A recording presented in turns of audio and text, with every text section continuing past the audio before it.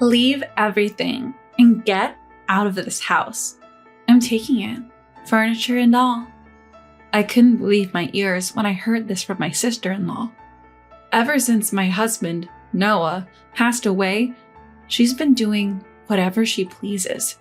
Even when I remind her that this was mine and Noah's home, she doesn't care. I felt that even if I resisted, nothing would change. So, I decided to leave everything behind, just as she wanted. Fine, I'll leave. My name is Isabella. Noah was a young CEO who took over his father's company. It's a major corporation that everyone knows, with a vast number of employees.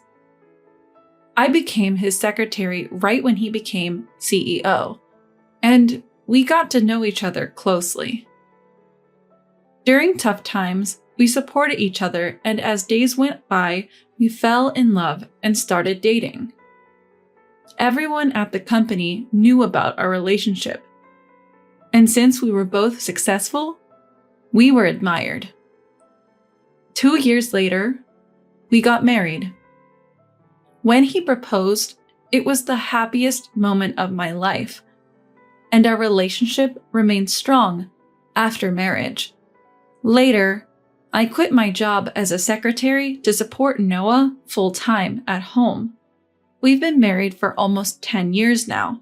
We're planning a trip for our upcoming anniversary. Every day with Noah is a joy.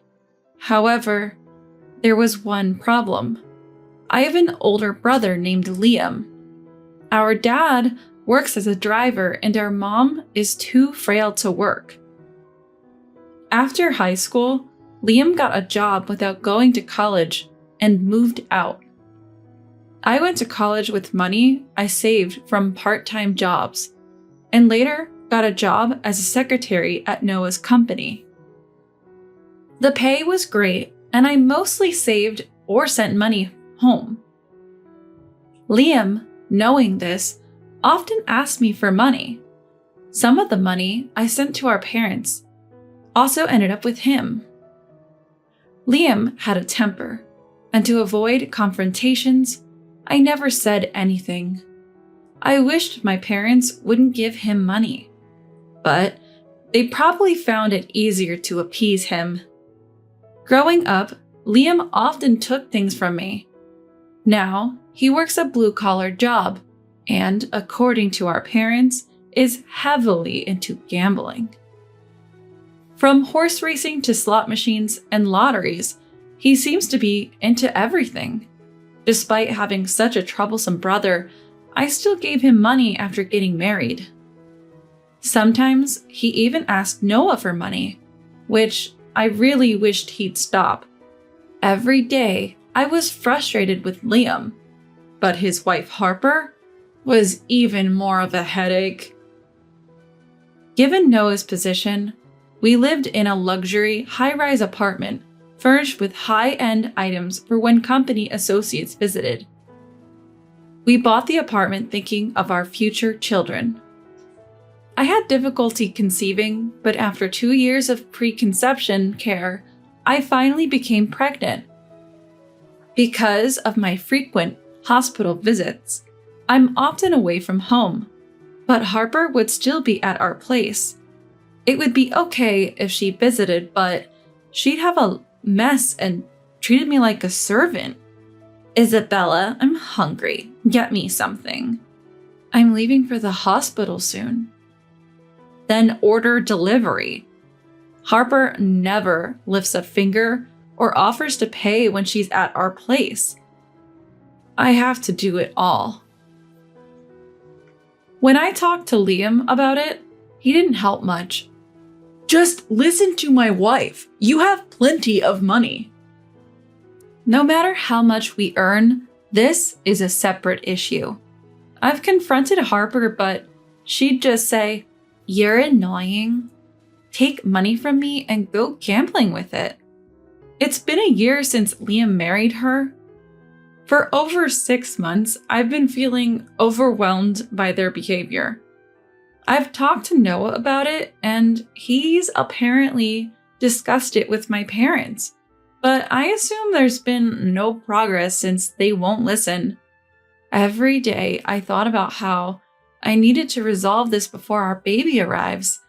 Sure, everyone dreams of a luxurious life, but no matter how much money you have, you shouldn't misuse it. I wished every day that they'd at least stop gambling with other people's money. The daily stress, combined with pregnancy, made my morning sickness severe.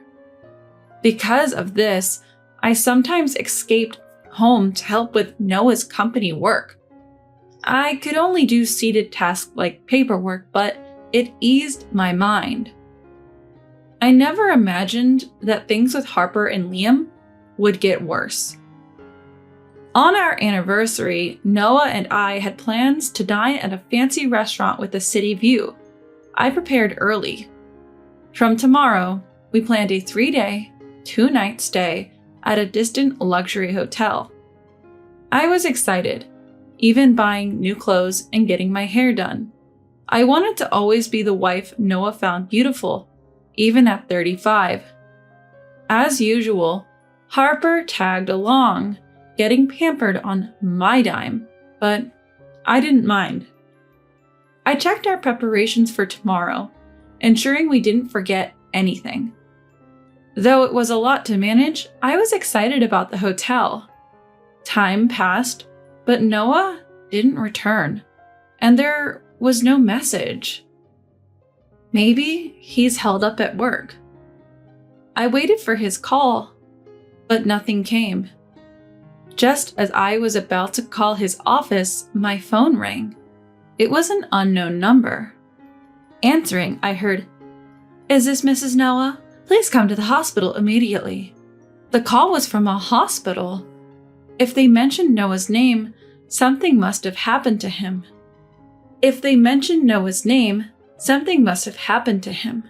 I quickly grabbed essentials, hailed a taxi, and rushed to the hospital. I was led to the surgery waiting area. When I arrived, the nurse called me into the examination room, and I listened to the story.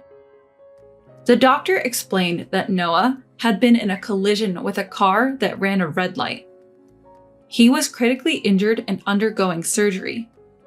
They told me to brace myself as he might not make it. I was in shock and couldn't process the news. After hearing about the accident, I was in a panic and barely remember what followed. I prayed desperately outside the operating room. "Noah, please stay alive, please." 4 hours later, the surgery door opened and the doctor emerged.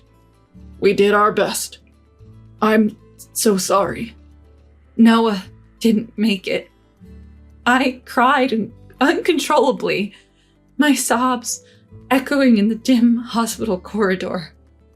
Memories with Noah flooded my mind, and though a nurse tried to comfort me, I barely noticed. Soon after, my mother-in-law arrived, crying in my father-in-law's arms. Then, a male doctor approached with a bouquet. "Are you his wife? Mr. Noah wanted you to have these when he was brought in." Apparently, Noah was conscious when the ambulance arrived and asked them to bring the flowers from his car. He insisted they be given to his wife before losing consciousness. The bouquet, slightly damaged from the crash, was still a beautiful bunch of roses. Tucked within was a note. "Isabella, thank you for being by my side for 10 years. I'm always grateful. Please take care from now on." Reading the letter, I hugged it close and I cried even more. That night, my mother-in-law stayed by my side, but my heart was still shattered. The first night without Noah was unbearable, and I couldn't sleep a wink. The next morning, I felt no better, but my mother-in-law reminded me of my pregnancy. So I tried to rest a bit. When I woke up, I felt a kick from the baby inside me, bringing me back to reality. This child is mine and Noah's, and it's about to be born. It's as if the baby kicked to tell me to pull myself together. So I whispered a promise to Noah that I'd protect our child and live strongly. I washed my face with cold water and tried to fix my tear-streaked face. A few days later, after discussions with the family, we held Noah's funeral. Many attended, including family, colleagues, and business partners. But amidst the mourners, one person stood out. Why should I wear mourning attire? It's so outdated. Harper was dressed in a flashy party dress, completely out of place. Many looked at her with disdain, but she seemed unfazed. She even started flirting with some of the business executives. It was clear she was after their money. After the funeral, my mother-in-law called a family meeting about Noah's life insurance. She believed I should receive everything, but some family members thought it should be shared. Harper and Liam joined the discussion. Shouldn't the insurance money go to Liam, the eldest sibling? Harper's argument seemed driven by her own desire to get a share. She even said, Isabella probably has enough savings. She doesn't need it. I sighed at Harper's audacity and confronted her about her inappropriate attire. No matter the reason, you two won't see a dime of that insurance money. And your attire? Hardly fitting for a funeral. As I spoke up, the surrounding family members shot icy glares at Harper. Feeling the tension, Liam and Harper quickly left the scene. For Harper, this was the first time meeting many of the relatives. But her first impression? Absolutely terrible. What's the big deal? Harper, clearly irritated, stormed out with a flushed face. Seeing her like that, I felt a bit of satisfaction. Always being taken advantage of, today felt like a small win. I hoped she'd realize she can't always have her way. But that hope was short-lived. The matter of Noah's insurance would be discussed later, and days went by. After the confrontation at the funeral, Harper disappeared. She was probably gambling away, angry at me. A week passed without seeing Harper, and it felt like a peaceful break. One day, I had to visit my mother-in-law's house. After finishing my errands, I decided to shop before heading home. But as I approached my house, I noticed the lights were on. Thinking it might be a burglar, my palms got sweaty. I tried to stay calm, turned on my phone's recorder, and attempted to unlock the door. But the key wouldn't fit. After multiple attempts, I rang the doorbell. Harper's voice responded. "What are you doing? Open up!" She opened the door. Glaring at me in her casual clothes, she had changed the locks while I was at my mother-in-law's house. It seems that she waited for me to leave and changed it during that time. Then she said something shocking. "I'm taking this house with everything in it. Leave everything and go." I couldn't believe my ears. However, the words that come back are exactly the same as what I heard. "This is Noah's and my house. You should leave. You don't have a husband anymore. The house is too big for you. I'm doing you a favor." I remembered I was recording the conversation. If I continue to resist, I will be weaker and lose. I decided to back down for now and use the recording later. "Fine," I said, and left. I called my mother-in-law, who kindly took me in. I told her everything and played the recording. "This is just like theft," she said, "and I could possibly get compensation for the emotional distress." She advised contacting the police and a lawyer. The next day, I did just that.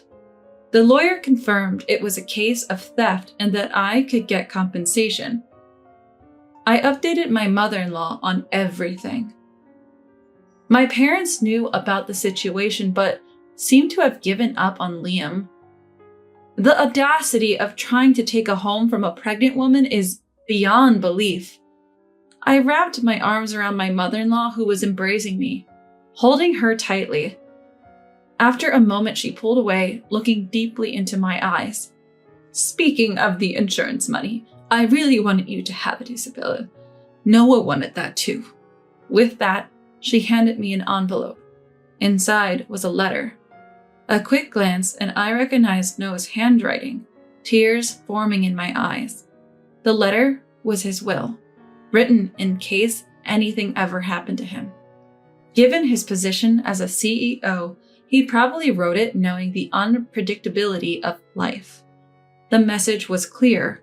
All the insurance money and his savings should go to me and our unborn child. Regarding the company, he mentioned that I might need to work if he wasn't around. He hoped I'd take over the business and become the CEO. But with a child on the way, he also suggested I could take a break and trust the company to a reliable employee. I wasn't immediately sure about taking over the company, but having observed Noah's work closely, I felt it was possible. Reading the letter, I felt Noah's presence more than ever and cried for a while. Once I composed myself, I told mother-in-law I agreed about the insurance money, but needed time to think about the company. She offered to let me stay with her for a while, and I gratefully accepted, heading to bed and falling asleep quickly. The next day, following mother-in-law's advice, I contacted a lawyer, visited a law firm, and then the police station. I had done some online research, and as expected, it was treated as theft. The lawyer assured me he would claim compensation. I finished all the procedures that day and shared everything with mother-in-law. She had already informed other family members about the recent events.